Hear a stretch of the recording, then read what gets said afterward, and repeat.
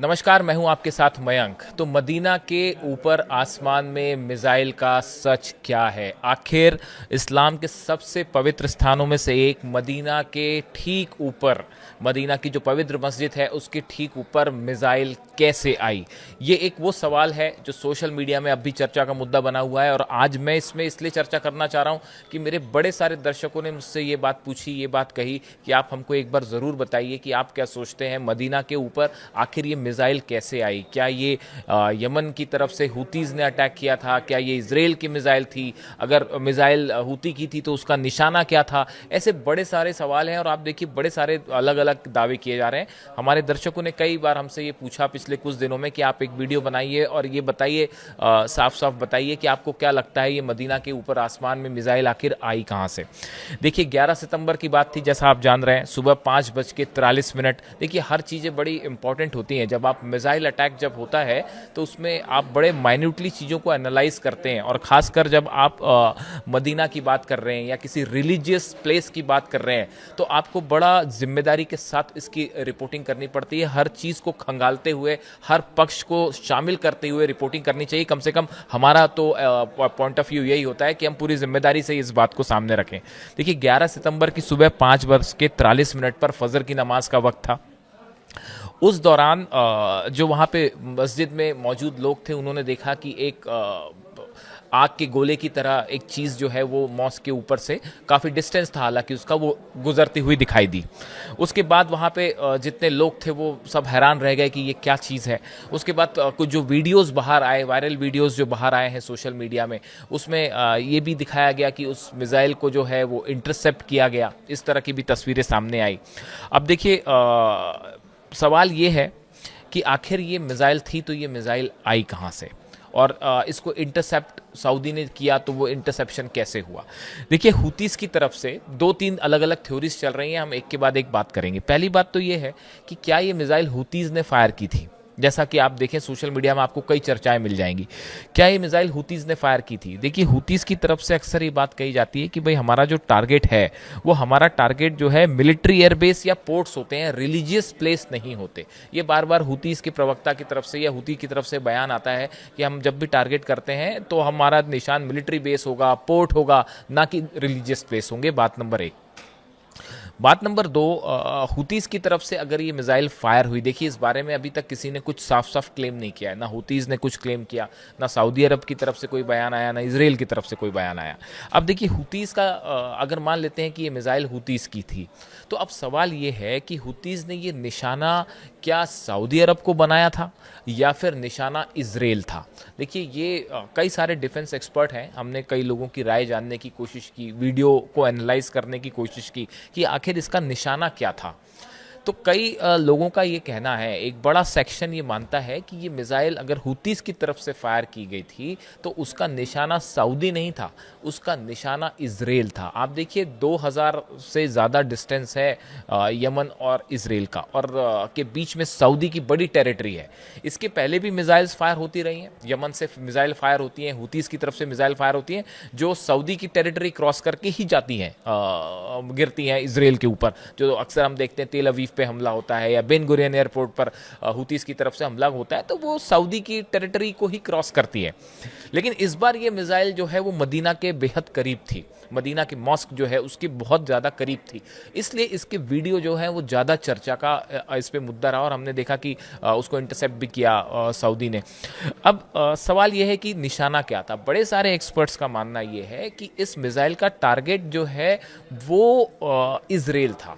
कई सारे एक्सपर्ट्स, हमने ये वीडियो दिखाया कुछ लोगों को, मैंने चर्चा की कुछ लोगों से कि भाई ये मिसाइल का जो आप उसकी डिस्टेंस देखते हैं, कितने हाइट पे वो इंटरसेप्ट हुई, जब वो इंटरसेप्शन हुआ तो क्या मिसाइल डाउन फॉल कर रही थी या ट्रैवल कर रही थी? तो ऐसे कई सारी चर्चा करने के बाद कुछ लोगों का ये मानना है कि ये इसका निशाना मदीना नहीं था, और ना ही इसका निशाना जो है वो सऊदी था, बल्कि इसका निशाना इसराइल था। जिस तरह से इसराइल ने हमले किए यमन में, सना पर जो बम्बार्डमेंट हो रहा था, उसका जवाब जो है वो हुतीस की तरफ से हाइपरसोनिक और बैलिस्टिक मिसाइल से दिया जा रहा है।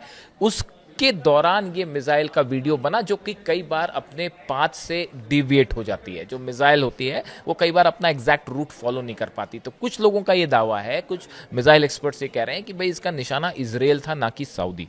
दूसरी तरफ कुछ लोगों का ये भी मानना है कि भाई ये हो सकता है कि सऊदी को ही निशाना बनाने की कोशिश की जाए, लेकिन ये थोड़ा अनलाइकली भी है। इसकी एक बड़ी वजह ये है, इस वक्त जो है वो हुतीज और इजराइल के बीच में जंग वाले हालात हैं, ना कि सऊदी उतना बड़ा मुद्दा नहीं है। हालांकि एक गौर करने वाली जो बात है वो ये है कि ये जो मिसाइल नज़र आई मदीना पे, इसके ठीक पहले यानी मदीना में जो ये मिसाइल नज़र आई, इसकी खबर के ठीक 4 दिन पहले सऊदी अरब ने यमन के बॉर्डर पर मौजूदा शहरों रजी और घम्र पर रॉकेट और तोप से हमले किए। इस तरह की भी खबरें आई सोशल मीडिया में, इस तरह के दावे हुए कि सऊदी ने 4 दिन पहले ही हमले किए थे, तो हो सकता है हुतीज ने उसका जवाब दिया।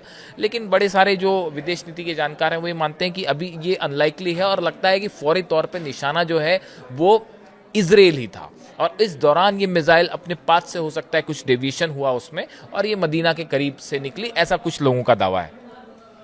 कुछ लोग सऊदी भी बता रहे हैं, जैसे मैंने बताया आपको कि सऊदी ने अटैक किया कुछ इलाकों में यमन के, इसलिए जो है वो यमन की तरफ से टारगेट किया गया हो। अब देखिए, हालांकि अगर हम हमलों की बात करें तो 2015 से हूती ने सऊदी पर 4000 से ज़्यादा हमले किए हैं, इस तरह के दावे होते हैं। और 2015 में सऊदी अरब ने यमन में हूती के खिलाफ हवाई हमले, सैन्य अभियान भी चलाया था। सऊदी को ये लगता है कि भाई जो बॉर्डर के इलाके हैं वहाँ पे हूतीज़ का प्रभाव बढ़ रहा है, इसलिए वो प्रभाव सऊदीज़ के लिए स्ट्रैटेजिकली सेफ नहीं होगा, इसलिए जो है सऊदी की तरफ से एक्शन लिया जाता है। और कई बार हमने देखा कि सऊदी के जो तेल ठिकाने हैं और कई शहर हैं उसको हूती की तरफ से निशाना बनाया जाता रहा है, इसलिए ये इस तरह के अनुमान लगाए गए कि ये हूती की तरफ से सऊदी पर हमला था। इसके साथ ही आप देखें कि एक और थ्योरी जो है बड़ी ज़्यादा चली कि ये क्या मिसाइल ये इजराइल की थी, इस तरह के भी दावे हुए सोशल मीडिया में।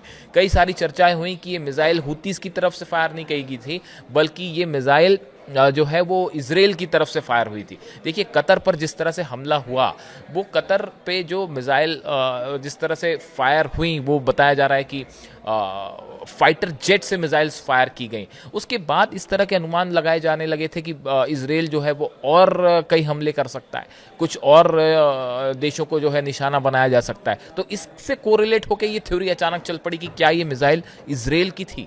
देखिए, ये मिसाइल इजराइल की थी, ये मिसाइल हूती की थी, या इसका सच क्या है, इसके बारे में किसी ने कुछ क्लेम नहीं किया है। ये सिर्फ जो मीडिया में तस्वीरें सोशल मीडिया में बाहर आई, ये चर्चा का मुद्दा है। और चूंकि मदीना एक ऐसा रिलीजियस इंपॉर्टेंस का बहुत प्लेस है, तो इसलिए इसको लेकर तरह तरह के इसमें अनुमान और आकलन शुरू हुए। डिफेंस एक्सपर्ट्स कई आपको अपनी राय देते दिख जाएंगे इन मिसाइल्स को लेके। हालांकि देखिए, किसी की तरफ से कोई किसी तरह का दावा नहीं किया गया है।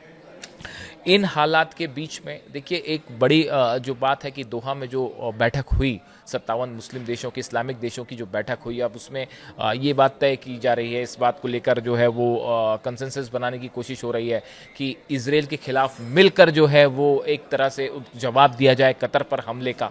यानी ये बड़े सारे डेवलपमेंट हैं जो कि मिडिल ईस्ट में एक बड़ा गेम चेंजर साबित हो सकते हैं। देखिए, मदीना पे जब ये मिसाइल नज़र आई, उसके बाद इस तरह की बातें होने लगी कि इस्लामिक देशों में आपस में जो है वो किसी तरह का मनमुटाव और युद्ध जैसे हालात बन सकते हैं, और इस तरह की बात हुई कि इस्लामिक देशों का आपस में ही संघर्ष हो सकता है, इस तरह की बात सामने आई।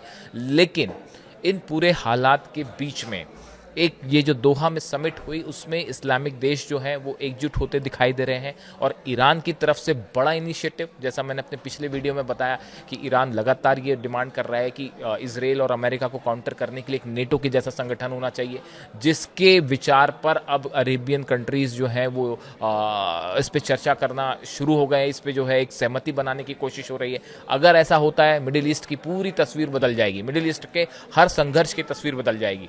इसी बीच गजा में बड़ा डेवलपमेंट है। गजा में एक बार फिर इजराइल की तरफ से लगातार हमले हो रहे हैं, और कई लोगों की वहाँ पे मौत हुई है। ऐसा लगता है कि गजा में एक बिल्कुल चंद दिनों की अब बात बची है और एक आर पार की जंग है। अब इन हालात में क्या अरेबियन कंट्रीज़ कोई बड़ा फैसला लेने जा रही हैं? क्या इजराइल को किसी तरह से रोकने की कोशिश होगी गजा में?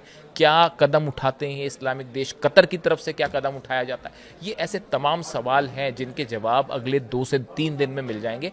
फिलहाल सबकी नज़र है इस्लामिक देशों पर, खासकर कतर के ऊपर कि वो अपने पर हुए हमले का किस तरह से जवाब देता है, और एक बार फिर ईरान की इस पूरे मैटर पे क्या भूमिका होती है। इससे जुड़ी जो भी जानकारी होगी वो हम आप तक पहुंचाएंगे। Thank you so much.